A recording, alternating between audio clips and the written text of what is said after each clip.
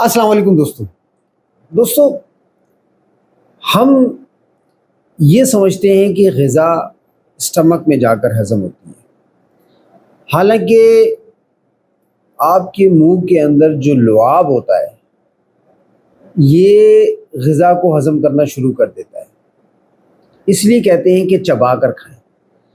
चबा कर खाने से आपके स्टमक को कम काम करना पड़ता है। हम जो है वो जल्दी के अंदर खाना खाते हैं या बग़ैर चबाए जो हम खाना खाते हैं, इससे ही दरअसल हमें स्टमक के प्रॉब्लम होना शुरू हो जाते हैं।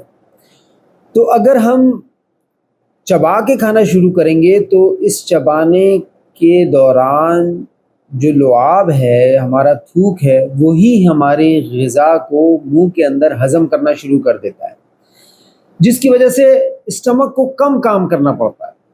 जब स्टमक को कम काम करना पड़ता है, स्टमक की लाइफ जो है वो काम करने की बढ़ जाती है।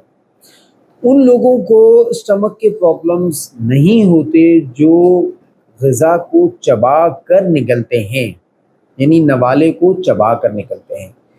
तो कोशिश ये करें कि अगर आप 15 से 20 मिनट आपके खाने में लगते हैं, आप आधा घंटा लगा लें, लेकिन नवाले को चबा कर हज़म करें। इससे आपके स्टमक के प्रॉब्लम भी नहीं होंगे और जो ग़िज़ा हज़म होगी उससे आपको जिस्मानी तौर पर बहुत से फ़वाइद हासिल होंगे।